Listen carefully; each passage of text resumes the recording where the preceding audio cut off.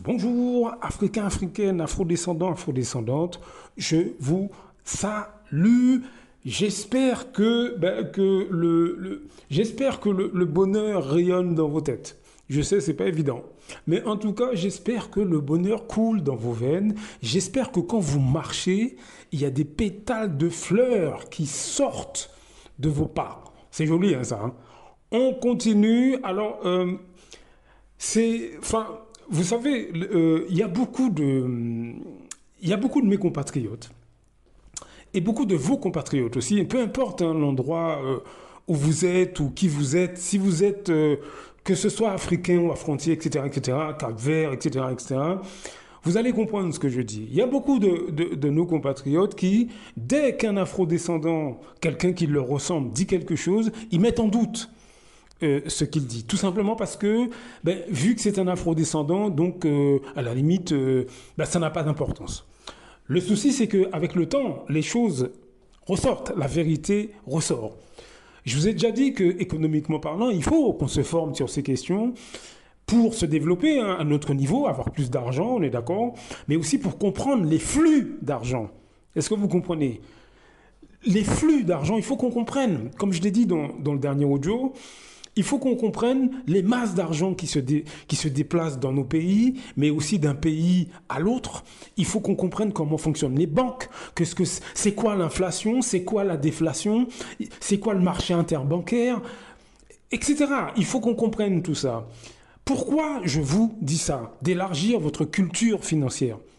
Hein, votre poids économique, bien sûr, il faut l'élargir, mais la culture financière, la culture de l'argent, élargissez vos connaissances à ce niveau-là. Je vais vous faire écouter quelque chose de ce que font, dans mon pays, la Martinique, de ce que font l'espèce de petite élite purulente locale qu'on appelle les béquets, mais évidemment, ils ne sont pas tout seuls. Ils sont accoquinés avec un certain nombre de politiciens de France, et voire même d'ailleurs. Écoutez bien comment économiquement ils sabotent. Ils sabotent, mes compatriotes, nos pays. Et je vous assure que même dans le pays où vous êtes, c'est similaire. Hein, peu importe le pays où vous êtes. Hein, vous ne faites pas d'illusions. Hein, ce n'est pas que en Martinique. Je vous laisse écouter. On en parle juste après.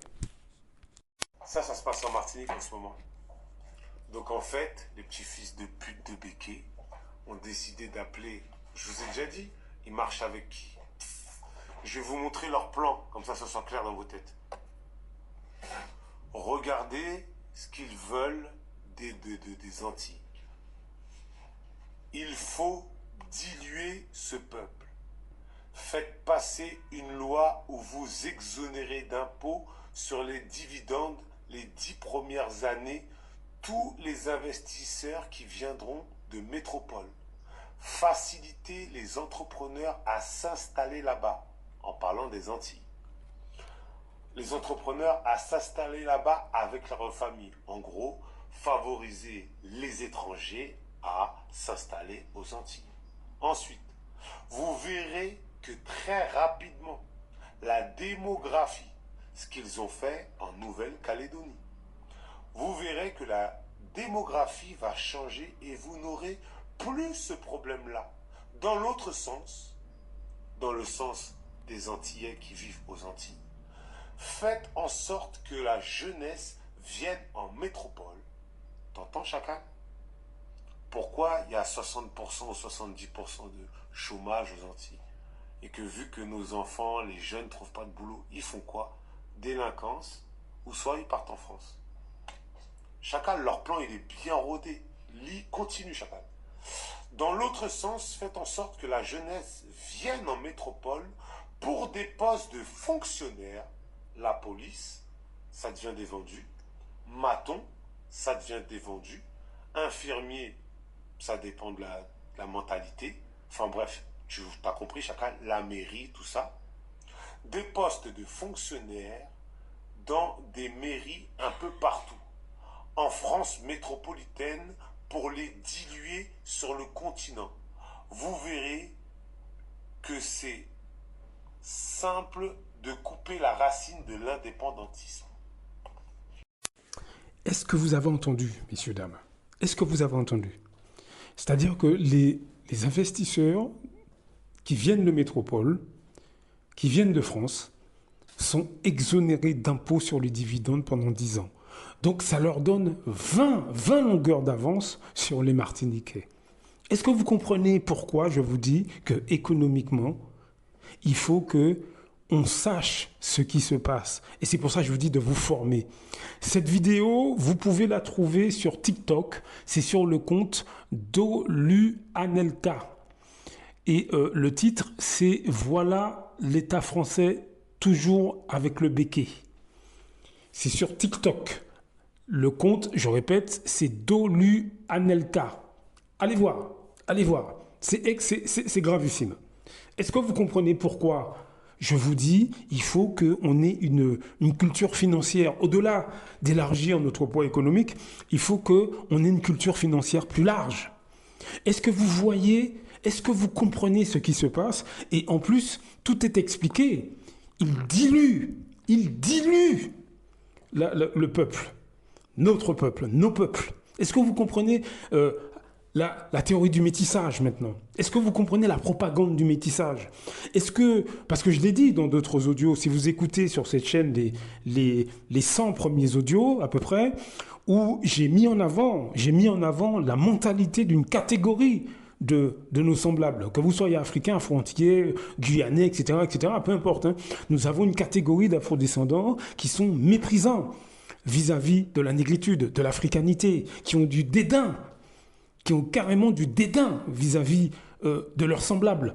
Je ne vais pas revenir ici, mais est-ce que vous voyez à quoi ils servent, ces gens? Et c'est pas fini. C'est pas fini, mes amis.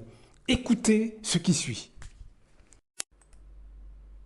Plusieurs dizaines de CRS déployés en Nouvelle-Calédonie ont été rapatriés discrètement après avoir été touchés par un virus épidémie de chaude-pisse, IST. Les agents étaient logés à proximité de l'une des boîtes de nuit les plus chaudes de l'île, Canard enchaîné. Donc en fait, on les envoie pour le maintien de l'ordre, mais ils vont pour. Voilà. Et en plus, donc vous avez entendu, donc il y a des CRS, les CRS là qui ont attrapé la chaude-pisse, mais vous savez, c'est la même chose en Martinique, c'est la même chose en Afrique. Donc, souvenez-vous allez écouter les audios que j'ai fait, les 100 premiers audios, où j'explique qu'il y a une catégorie de femmes, que ce soit Martinique, Guadeloupe, Caraïbes, Afrique, etc., une catégorie de femmes noires, bon pas toutes, hein, une catégorie de femmes noires qui, lorsqu'ils sont devant des hommes africains ou affrontiers, etc., elles ont tout un tas de grands principes.